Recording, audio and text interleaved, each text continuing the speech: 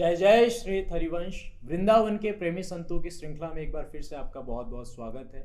आज हमारे साथ हैं श्री श्याम सुखदानी बाबा जी। जानेंगे इनके जीवन चरित्र के बारे में कि इनके जीवन का परिवर्तन कैसे हुआ, महाराज जी का सत्संग सुन के इनके जीवन के ऊपर क्या प्रभाव पड़ा, विरक्त बाबा बनने की इनकी यात्रा कैसी रही और भी बहुत कुछ। श्री हरिवंश। श्री हरिवंश। सबसे पहले अपने जन्म स्थान के बारे में बताइए, आपका शरीर कहाँ का है? मेरे शरीर का जन्म स्थान हरियाणा सोनीपत में है जी। माता पिता क्या करते थे आपके? शरीर के पिताजी दिल्ली पुलिस में कार्यरत थे जी। वो एएसआई थे जब तक मुझे पता था, आगे जी। तो जानकारी नहीं है जी। अपने एजुकेशनल बैकग्राउंड के बारे में बताएं। स्कूलिंग कहाँ से की आपने, फिर कॉलेज लाइफ? स्कूलिंग तो दिल्ली से ही हुई है जी। उस स्कूलिंग साइंस साइड से मैंने 12th किया। उसके बाद इंजीनियरिंग में मैंने, क्योंकि मेरी रुचि साइंस साइड से था तो इंजीनियरिंग की तरफ मेरा रुझान था।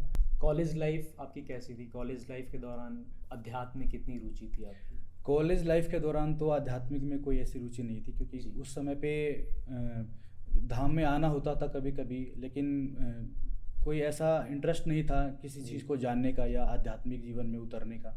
अपने प्रोफेशनल लाइफ के बारे में बताएं। इंजीनियरिंग करने के बाद आपने जॉब करी, क्या किया आपने? हाँ, इंजीनियरिंग करने के बाद मैंने सबसे पहले बेंगलोर में एक जॉब की। जी। बेंगलोर में 1 साल काम किया। वहाँ पे जैसे एक बड़ी कंपनी थी, जी। वाईफाई मॉड्यूल्स जी। को डिज़ाइन करने का काम था।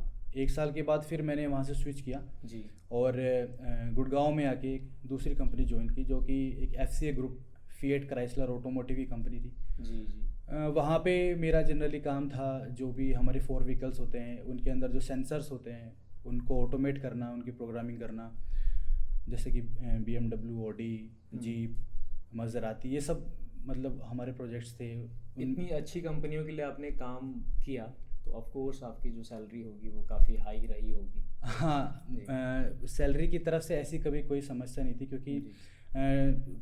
टोटल मैंने 6 साल काम किया, तो जिस तरह का अनुभव था उस हिसाब से सैलरी भी जी। अच्छी थी। जैसा कि आपने बताया कि बैकग्राउंड काफ़ी अच्छा रहा, फैमिली बैकग्राउंड भी, प्रोफेशनल लाइफ भी आपकी काफ़ी अच्छी रही।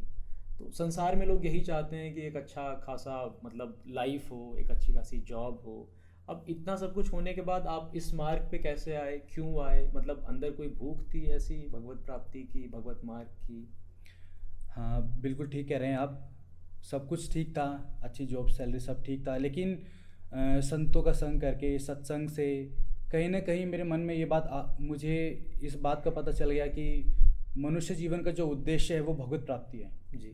और सत्संग के प्रभाव से ही ये भी पता चला कि जिस माहौल में मैं रह रहा हूँ, जिस माहौल, जो कल्चर है जिसमें हम काम कर रहे हैं, जी। वो कल्चर उतना ज़्यादा सपोर्ट नहीं करता जी। इस उद्देश्य की पूर्ति के लिए। हम्म। वो उतना सहयोगी नहीं है, क्योंकि वहाँ पे जो प्रधानता है वो है कि हमें ज़्यादा से ज़्यादा अर्थ कमाना है, और भी वहाँ पे अगर पूर्णतः देखा जाए तो विषयों की बाहुल्यता भी ज़्यादा है। जी। तो उन सब चीज़ों को देखते हुए जो भगवत प्राप्ति का एक उद्देश्य है, जिसमें अर्थ की बाहुल्यता को बिल्कुल हमको शून्य करना होता है, विषयों से एकदम दूर होना पड़ता है, वो चीज़ कहीं ना कहीं वहाँ पे रोक रही थी। इसीलिए अपने लिए मुझे ऐसा लगा कि पर्सनली मेरे लिए वैराग्य का जो मार्ग है, मुझे ऐसा अनुभव हुआ कि ये ज़्यादा ठीक है। हालांकि गृहस्थी भी भगवत प्राप्ति के लिए है, विरक्ति भी, लेकिन मुझे अपने लिए ये मार्ग ठीक लगा। बिल्कुल सही कहा आपने। जैसे संग का रंग तो चढ़ता ही है जी।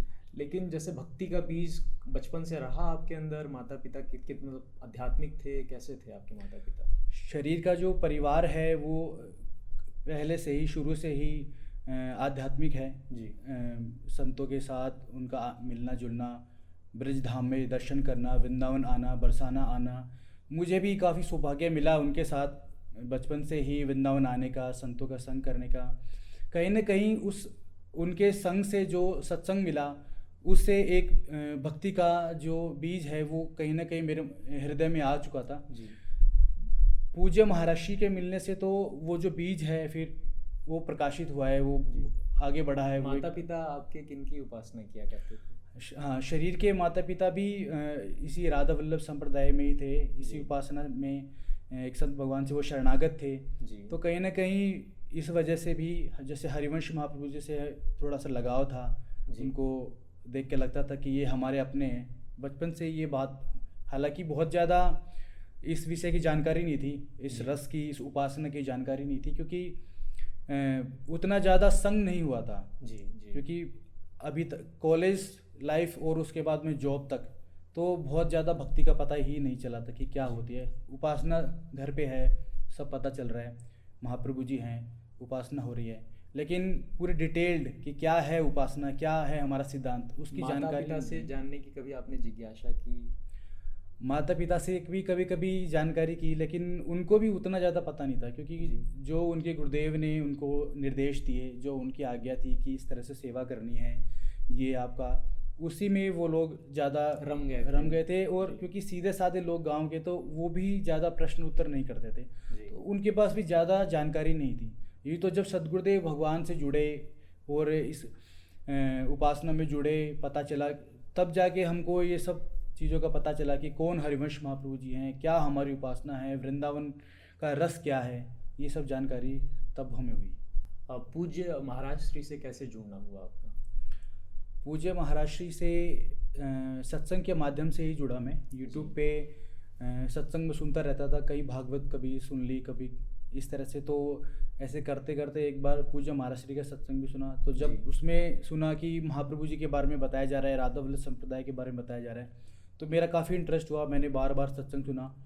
उसके बाद जो मैंने सबसे पहले महाराज श्री के सत्संग सुने वो थे वृंदावन महिमामृत के। जी। और वो सुन के मुझे बहुत अच्छा लगा कि किस तरह से महाराज श्री वृंदावन धाम की जो महिमा बता रहे हैं कि वृंदावन धाम में वास करने से, वास मात्र से ही आपका कैसे भगवत मार्ग पुष्ट हो रहा है। जी। तो ये सब जैसे जैसे ये यात्रा हुई, सत्संग सुना, तो जिज्ञासा हुई कि महाराज श्री के दर्शन जरूर करने चाहिए। जी। फिर समय निकाल के एक बार वृंदावन धाम आए जी। और हित धाम में ही पूजा महाराज श्री के दर्शन किए। कैसा लगा दर्शन करके आपको? जब पहली बार जब पूजा महाराज श्री से दर्शन किए तो दोपहर का कुछ समय था, 10-11 के आसपास में सत्संग पूर्ण हो चुका था। जी। और पूजा महाराज श्री ऊपर कुटिया में बैठे थे।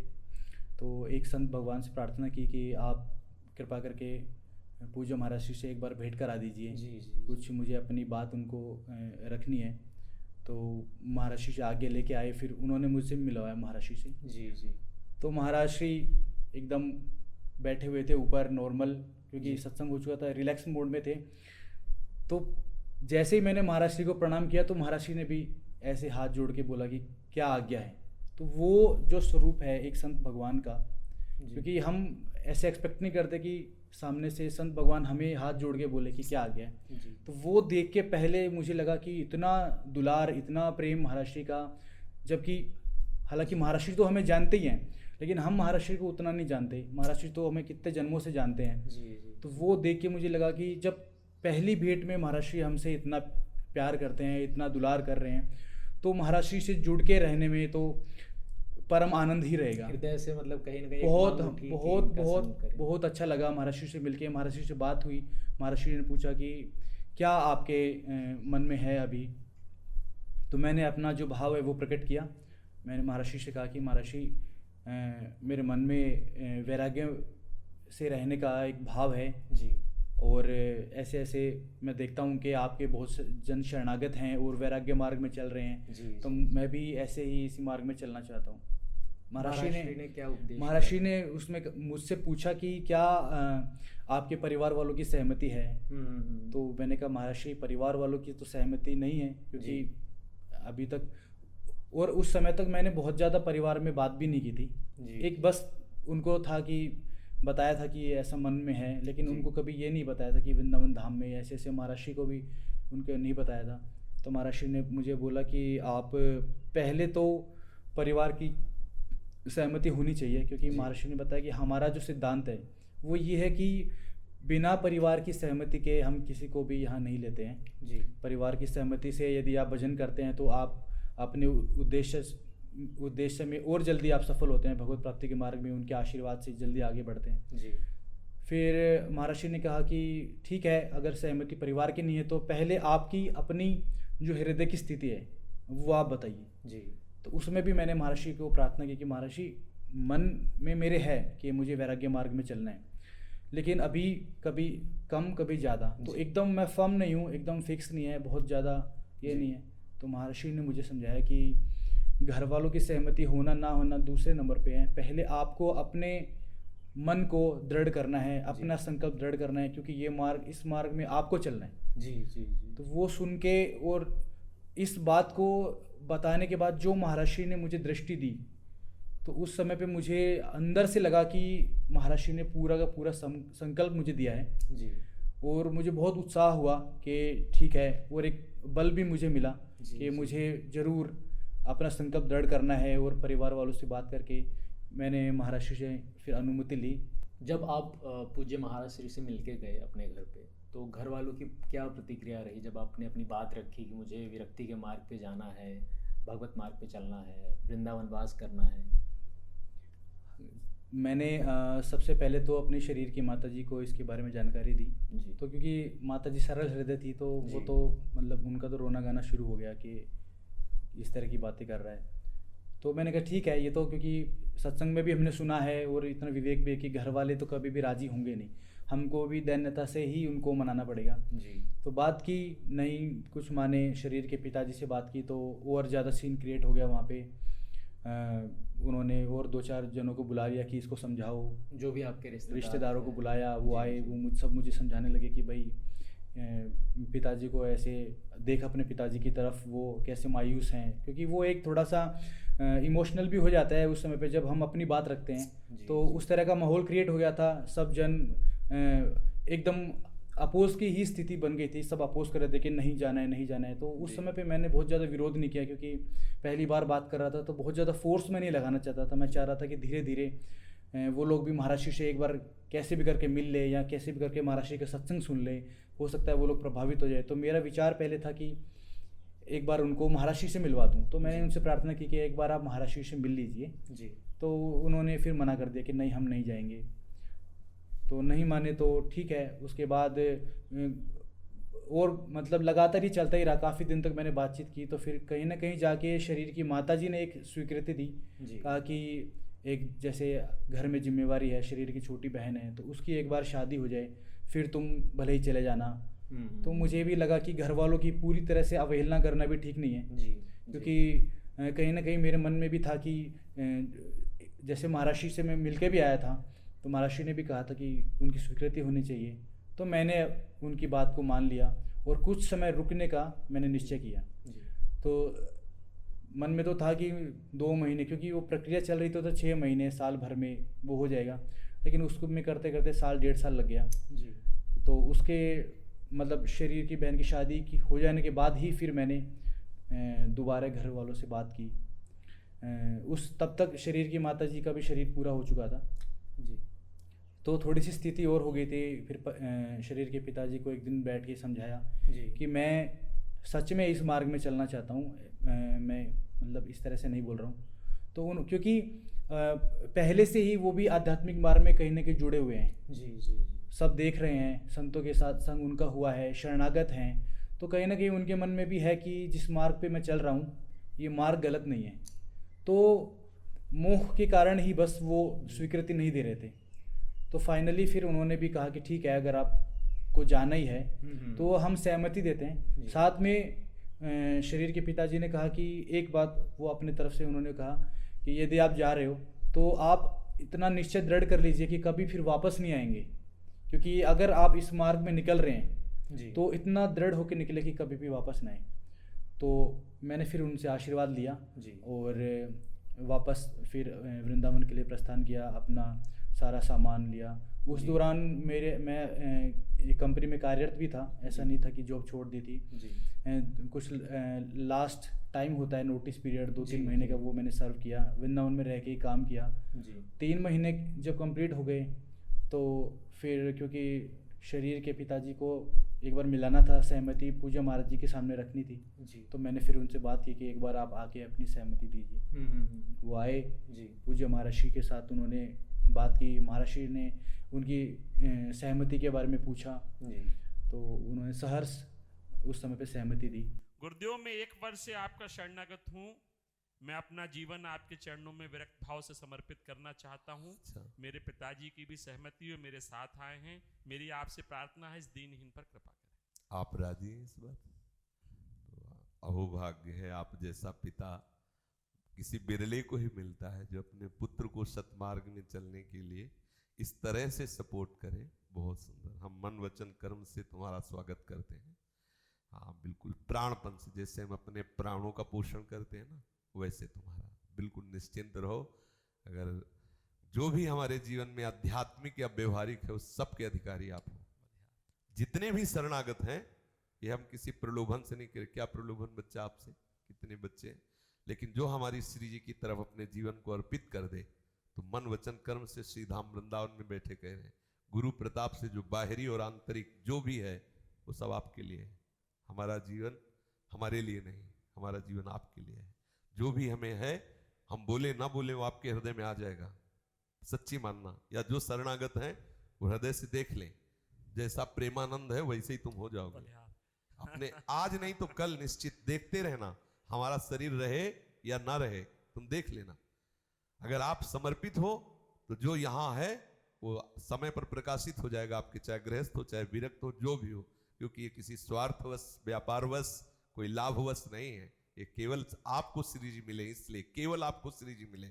और पक्का विश्वास कर लेना, जैसे दिन का दिन दवा से रोग उतरता जाता है, ऐसे दिन प्रतिदिन यदि आज्ञा का पालन करोगे तो भवरोग नष्ट हो जाएगा और लाडली जी आपको मिल जाएंगे। आप कैसे हो इससे मतलब नहीं, आप किनके हो इससे मतलब है।